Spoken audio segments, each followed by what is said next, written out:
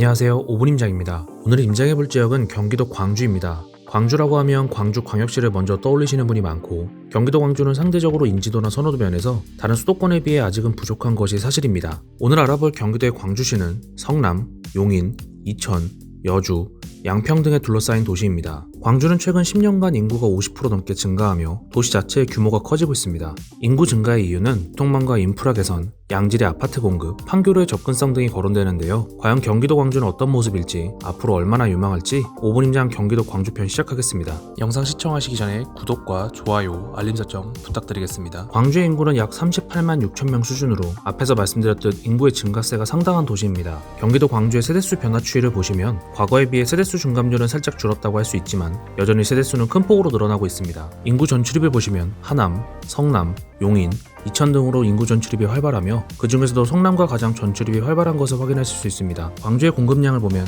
2022년부터 2024년까지 꽤 많은 입주 공급을 확인하실 수 있는데 초월업과 오포업에 대부분 몰려 있습니다. 현재의 분위기를 나타내는 미분양 굉장히 적은 수치이며 과거 미분양이 가장 많았던 2016년 1,500가구에 비하면 지금은 역대 최저의 미분양이라고 할 수 있습니다. 가장 영향을 많이 주고받는 성남은 2022년과 2023년엔 적정 공급, 그 이후엔 부족합니다. 그 다음 용인은 2022년 부족, 2023년과 2024년은 적정 수준의 공급입니다. 마지막으로 이천은 2024년 공급을 제외하면 굉장히 부족합니다. 정리하자면 광주 자체의 공급은 많지만 광주와 인구 교류가 활발한 주변 도시들의 공급은 약간 부족하다고 할 수 있겠습니다. 경기 광주의 상권을 확인해 보시고요. 기존의 고도시민 송정동, 경안동, 역동에 가장 큰 상권이 형성되어 있으며 태전동에도 약간의 상권이, 그리고 곤지암역 인근으로도 약간 형성되어 있습니다. 이어서 학원가를 확인해 보시면 상권과 마찬가지로 기존 구도심의 대부분의 학원가가 몰려 있으며 태전동에도 어느 정도의 학원가가 형성되어 있는 것을 확인하실 수 있습니다. 다음으로는 경기도 광주의 교통에 대해서 알아보겠습니다. 먼저 철도를 보시면 광주는 경강선이 관통하고 있습니다. 성남에서 뻗어나오는 순서대로 삼동역, 경기 광주역, 후월역, 곤지암역을 지나 여주역까지 이어집니다. 경강선의 파급력에 대해서 안 좋게 보시는 분도 많은데 경강선은 그 자체로 판교로 이어지며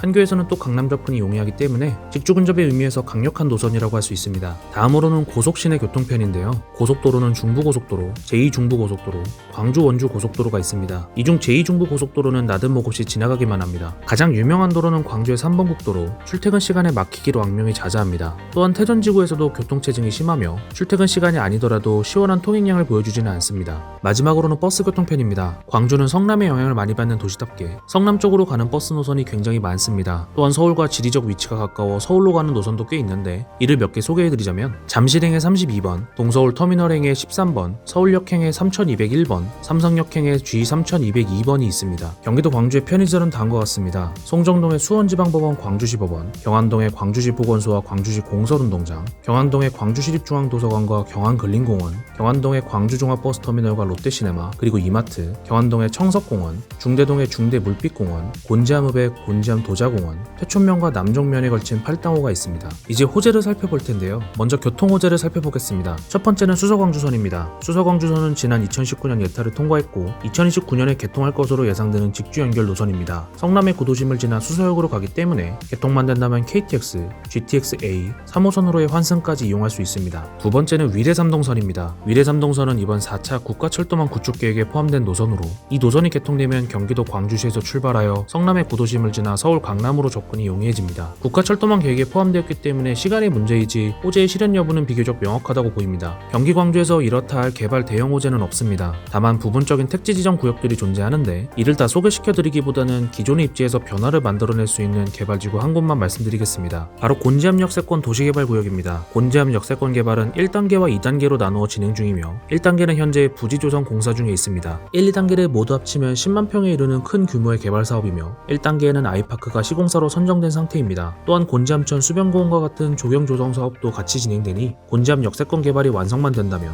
판교 서울 접근성과 함께 다시 조명될 것으로 보입니다. 이번에도 경기도 광주에서 3곳의 아파트를 꼽았습니다. 광주 전체는 상당히 크기 때문에 이곳의 모든 아파트를 소개해드리기 어렵습니다. 따라서 대표성을 띈 단지들을 5분 임장의 기준으로 소개해드리는 것이므로 매수 및 투자 판단에 참고만 해주시기 바랍니다. 첫 번째 아파트는 이편한 세상 광주역 2단지입니다. 2016년 2016년식의 신축으로 총 289세대의 소규모 단지 브랜드 아파트입니다. 이편한 세상 광주역은 모두 6단지가 모여있으며 총 세대수는 2122세대입니다. 그 중에서도 이 단지를 소개해드리는 이유는 경기 광주역에서 가깝고 또한 최근 가장 높은 실거래가를 기록한 단지이기 때문이며 다른 특별한 이유는 없으니 직접 임장해보신 후 매수를 하신다면 본인에게 가장 잘 맞는 컨디션의 매물을 찾아보시기 바랍니다. 평당가는 2,500만원대입니다. 부평 기준 호가는 7억 9천에서 9억 2천만원이며 실거래 최저가는 8억 5,700만원입니다. 역동초가 바로 밑에 있으며 그 밑으로는 경안중이 있습니다. 가장 가까운 고등학교로는 경기 광주역 위에 광주중앙고입니다. 하지만 광주는 중고등학교 자체를 성남이나 이천으로 보내는 경향이 있기 때문에 큰 의미는 없어 보입니다. 광주는 도로교통이 상당히 혼잡하기 때문에 경기 광주역 추억세권인 아파트는 상당히 의미가 있습니다. 또한 경안천이 바로 주변에 있어 환경의 측면에서도 좋습니다.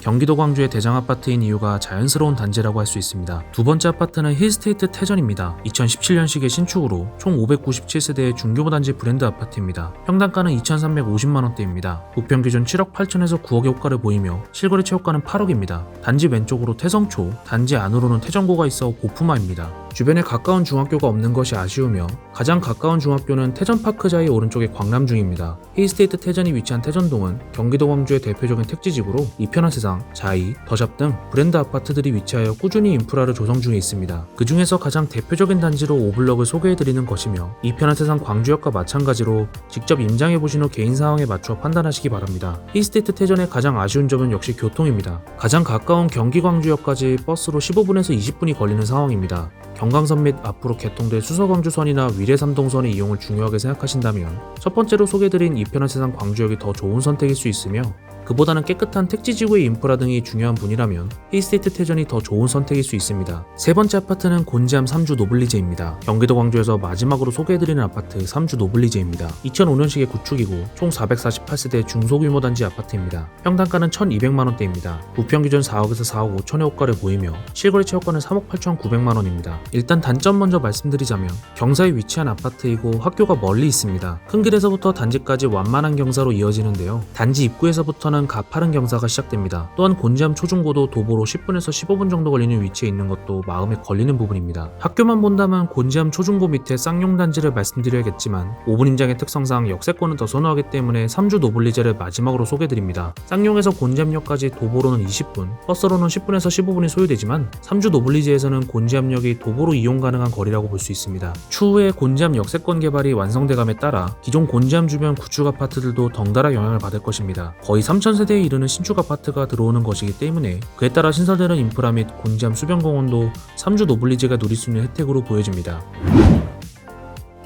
경기도 광주는 그동안 큰 주목을 받지 못하는 지역이었습니다. 그러나 그 가치를 미리 알아본 투자자들은 선진입하여 많은 수익을 보았고 판교 및 서울 접근성으로 인해 밀려나는 실수요자들도 이제는 광주에 괜찮은 평가를 내리고 있습니다. 지금도 경강선으로 인해 직주 근접해서 좋은 경기도 광주, 앞으로 수서광주선과 위례삼동선이 더해지며 일자리 중심부로의 접근성이 더 좋아질 일만 남았는데요. 과연 이런 호재들로 인해 경기도 광주가 가까운 시일 내에 10억을 달성할 수 있을지 아니면 성남의 베드타운으로 남아 집값은 더 이상 오르지 못할지 5분 임장 경기도 광주 편을 다시 한번 꼼꼼히 시청해 보시기 바랍니다. 오늘은 경기도 광주를 임장했습니다. 댓글로 여러분이 알고 싶은 지역을 달아주세요. 5분 임장이 5분 안에 알려드리겠습니다. 감사합니다.